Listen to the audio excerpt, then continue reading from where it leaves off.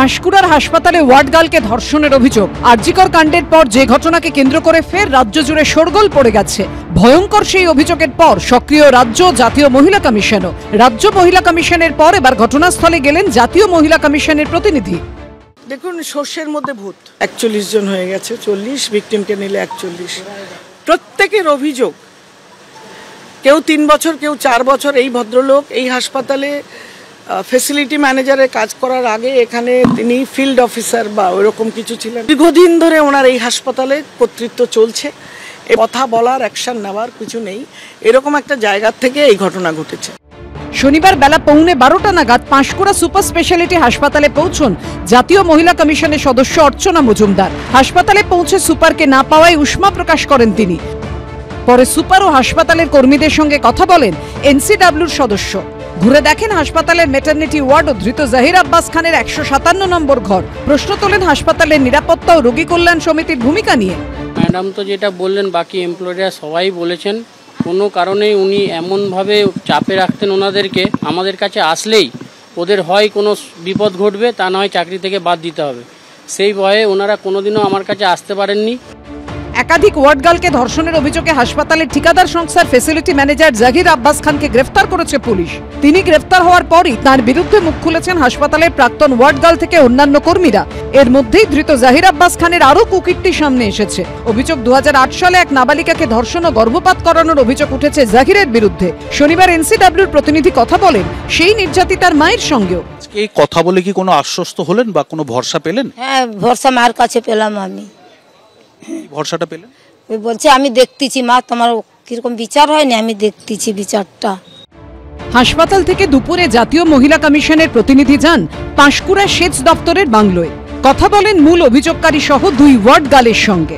রাজ্য মহিলা কমিশনের মতো থ্রেট কালচারের অভিযোগ উঠেছে জাতীয় মহিলা কমিশনের সামনেও।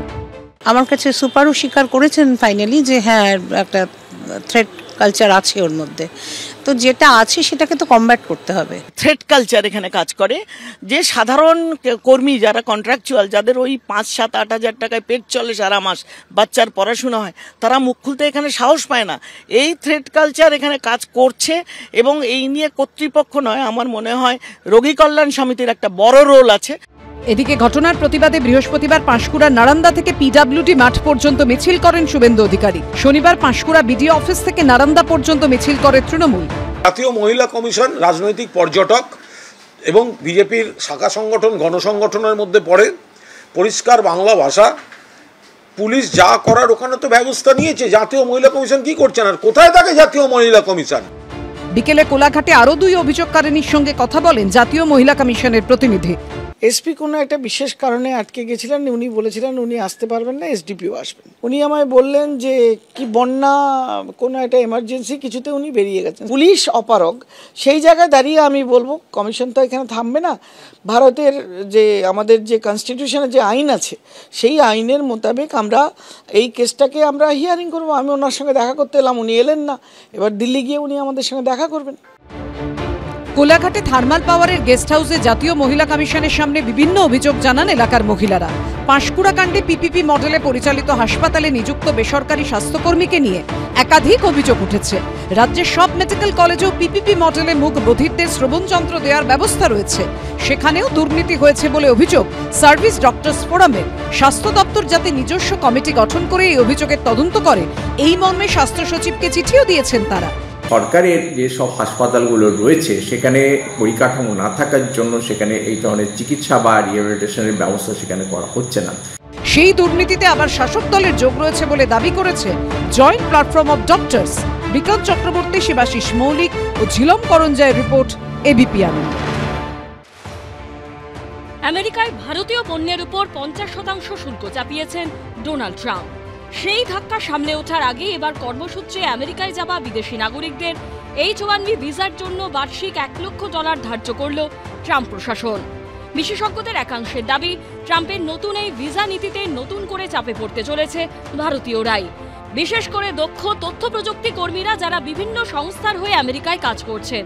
কারণ পরিসংখ্যান বলছে শুধু গত বছরে H-1B ভিসাধারীদের 71%ই ছিল ভারতীয়। দ্বিতীয় স্থানে থাকা চীনের নাগরিকদের H-1B ভিসাধারীরা প্রায় 12%। এই পরিস্থিতিতে সিঁদুরে মেঘ দেখছে ভারতীয় তথ্য প্রযুক্তি সংস্থাগুলি, যারা আমেরিকার বিভিন্ন সংস্থাকে পরিষেবা দিয়ে থাকে। মূলত কাজ করি মানে নর্থ আমেরিকার ইউএস এর কাস্টমার আমাদের একটা মেন কাস্টমার বেস। ওই দেশে সেই রকম স্কিল্ড ওয়ার্কার ডেফিনেটলি নেই, সেই জন্য এখান থেকে আমাদের যেগুলো স্কিল্ড ওয়ার্কার তারা চায়। এবং এই ফিজটার ফলে যেটা হবে এখন, মানে যদিও এটা কোম্পানি পে করছে, বাট অনেক ক্ষেত্রে অনেক কোম্পানি হয়তো চাইবে না পে করতে, বা কস্ট অফ দ্য প্রজেক্ট এইটা টোটাল বেড়ে যাবে। এর ফলে যেটা হবে যে কিছু লোক যেতে পারবে না, এবং তার ফলে মানে ওদের বিজনেসটার উপরই এফেক্ট পড়বে। তথ্য প্রযুক্তি কর্মীদের অপর অংশ মনে করছে ট্রাম্পের নতুন এই ভিসা নীতিতে আখেরে ক্ষতিগ্রস্ত হবে আমেরিকার অর্থনীতি। ইন্ডিয়ান H1 ভিসার উপরে কিন্তু ডিপেন্ডেন্সিটা কমেছে।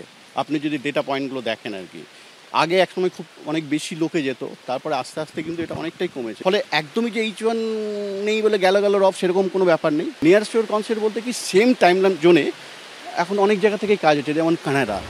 কেউ কেউ আবার এই ভিসা নীতিকে অন্যভাবে কাজে লাগানোর পরামর্শ দিচ্ছেন। ট্রাম্প ভাবছেন ইন্ডিয়ান অর্থনীতির উপর চাপ আসবে, হ্যাঁ, এতে তার ফলে কি হবে, এরা যদি ইন্ডিয়ায় ফেরত আসতে হয় না, ইন্ডিয়া থেকে যদি না যায়, তাহলে যোগানটা দেবে কি? এই প্রফেশনালদের যোগানটা কে দেবে? যোগানটা তো আমেরিকায় নেই বলেই বাইরে থেকে আসতে বাধ্য হয়েছে। এই ব্রেনটা যদি আমাদের দেশের জন্য কাজে লাগাতে, তাহলে কিন্তু আমেরিকাকে একটা উচিত শিক্ষা আমরা দিতে পারি। ডোনাল্ড ট্রাম্প আমেরিকার প্রেসিডেন্ট হবার পর থেকে তাকে বারবার বন্ধু সম্বোধন করেছেন নরেন্দ্র মোদী, কিন্তু সেই বন্ধুই সম্প্রতি ভারতকে জব্দ করতে গিয়ে ভারতীয় পণ্যের উপর 50% শুল্ক চাপিয়েছেন। এই আবহেই আবার সম্প্রতি 75তম জন্মদিনে নরেন্দ্র মোদীকে ফোন করে শুভেচ্ছা জানান ট্রাম্প। পরে সোশ্যাল মিডিয়ায় লেখেন, নরেন্দ্র আমার বন্ধু। প্রধানমন্ত্রীও পাল্টা ট্রাম্পকে বন্ধু সম্বোধন করে ধন্যবাদ জানান। তার দুদিনের মধ্যে H1B ভিসা নীতিতে বদল এনে ফের ভারতকে চাপে ফেলে দিলেন ট্রাম্প। এই আবহে নরেন্দ্র মোদীকে নিশানা করেছেন রাহুল গান্ধী। এক্স হ্যান্ডেলে তিনি লিখেছেন, আমি আবার বলছি ভারতের প্রধানমন্ত্রী দুর্বল। बार बार जो अमेरिका इस प्रकार के कदम उठा रहा है, ये क्यों ऐसा कर रहे हैं? जहाँ तक कहा जाता था बहुत तगड़ी दोस्ती है प्रधानमंत्री राष्ट्रपति की, उसका ये परिणाम है कि हम पे टैरिफ लगाया जाए। दुनिया में सबसे ज़्यादा टैरिफ हम पर लग रहा है, लोगों को रोज़गार का संकट पैदा हो रहा है। तो ये कहीं ना कहीं हमें हमारी जो कूटनीति विदेश नीति है उसकी कमजोरी है, तभी इतना कर रहे हैं वो, क्योंकि बाकी देशों पर तो नहीं कर पा रहे हैं। তৃণমূল সাংসদ মহুয়া মৈত্র এক্স হ্যান্ডেলে লিখেছেন, 50% শুল্ক, $1 লক্ষ H1B ভিসা ফি। ডোনাল্ডের সঙ্গে নমর বন্ধুত্ব ভারতের জন্য খুব দামি হয়ে যাচ্ছে।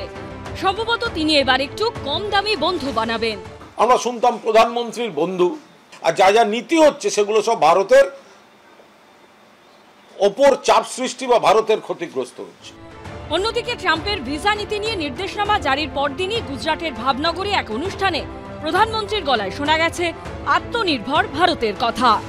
भारत को आत्मनिर्भर होना ही होगा। आत्मनिर्भर होने के अलावा भारत के पास कोई विकल्प नहीं है। 140 करोड़ देशवासियों का एक ही संकल्प होना चाहिए,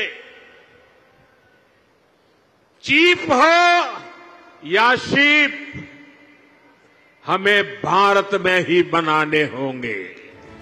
ডোনাল্ড ট্রাম্পের নতুন ভিসা নীতি ঘোষণার পরে তথ্য প্রযুক্তি সংস্থা মাইক্রোসফট এবং আমেরিকার অন্যতম বড় ব্যাংক জেপি মর্গান তাদের যে সমস্ত কর্মীরা অন্য দেশে রয়েছেন তাদের আমেরিকায় ফিরতে বলেছে। শিবাশিস মৌলিক ও সুকান্ত মুখোপাধ্যায়ের রিপোর্ট, এবিপি আনন্দ।